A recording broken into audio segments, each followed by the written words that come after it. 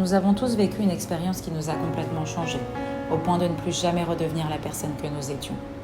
Mon histoire n'est pas qu'une simple histoire. Plus qu'une fille qui a perdu son père, c'est aussi l'histoire d'une rencontre avec Hachem. Tout a basculé un Shabbat, ce samedi matin où j'apprends que mon père est décédé, à 55 ans, suite à une erreur médicale. C'est le choc. J'entre alors en rébellion, dans un blocage total contre notre religion. Pour stopper ma révolte, mon mari décide de me faire pèleriner à Ouman. Terrifiée, je pars à reculons. Les pèlerinages se succèdent et je ne ressens rien, aucune émotion. Je me demande encore ce que je fais là, jusqu'à mon arrivée chez Rabbi Nathan, où je sens mon cœur serré. Je ne peux pas retenir mes larmes et je m'effondre. On me tend alors un livre de prédictions à ouvrir, mais personne n'est disponible pour me faire la traduction, je prends la page en photo. Quelques mois plus tard, une rabbinite me dit « Toi, tu vas aller voir les gens, tu vas pouvoir les aider ». Quelques instants après, mon téléphone sonne. On me demande d'aider une amie à moi dans le besoin. Je prends ces paroles comme un signe que mon père m'envoie, car ce n'était pas une journée comme les autres, c'était son anniversaire. Suite à ça, je décide de récolter et redistribuer des jouets pour Hanouka. 6 mois après mon premier voyage, je retourne à Ouman.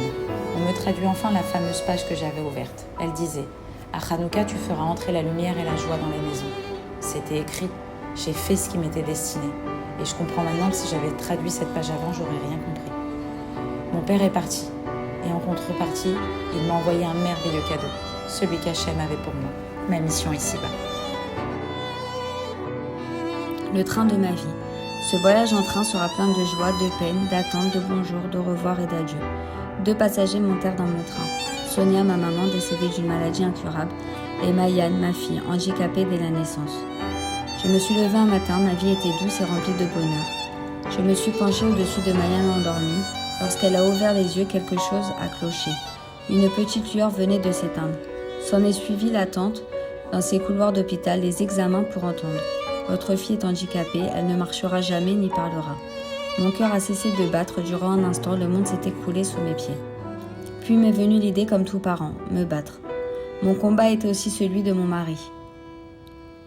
Nous avons traversé des nuits blanches où l'on se demandait si on allait tenir le coup. Nous nous posions sans cesse la question si les médecins ne s'étaient pas trompés. Notre combat a commencé. Puis un jour, le destin m'a envoyé une autre épreuve très douloureuse. Ma maman était atteinte d'un cancer bien avancé. Inutile de compter à ça notre souffrance. 40 jours avant son décès, ma maman m'a appelé pour me dire textuellement « Alex, ma fille, ne t'inquiète pas. Mayan va marcher quand je monterai en Israël. Rappelle-toi de mes paroles. » Mayan a marché après les shivas de ma maman. Aussi dur soit-il, aujourd'hui Mayan marche, parle et progresse de jour en jour. Je n'ai pas besoin de me recueillir à un endroit précis. C'est grâce à tous ces petits signes de part et d'autre que j'arrive à faire mon deuil et dire que ma maman continue son travail envers Mayan et sent sans cesse sa présence. Son absence m'a fait réaliser la chance que j'ai d'être maman à mon tour. Il a été primordial pour moi de donner le maximum d'attention à mes enfants, ma famille et de tendre la main aux gens qui souffrent. Au fur et à mesure du temps passé, j'ai décidé d'ouvrir une association au nom de ma maman Sonia, en collaboration avec d'autres personnes que je laisse le soin de se dévoiler prochainement pour monter dans mon train de la vie. Aussi, merci d'être mon passager. Je veux dire combien la force d'Hachem nous accompagne, nous tient la main et la force pour nous dépasser. Je vous remercie à tous d'être montés dans le train et de voyager tous ensemble. De là est née l'association Neshamot, avec Alex qui a perdu sa maman. En leur âme, les portes se sont ouvertes. Les crises, les bouleversements, la maladie ne surgissent pas par hasard. Ils nous servent d'indicateurs pour rectifier une trajectoire, explorer de nouvelles orientations, expérimenter un autre chemin de vie. Une nouvelle rencontre a bouleversé notre quotidien.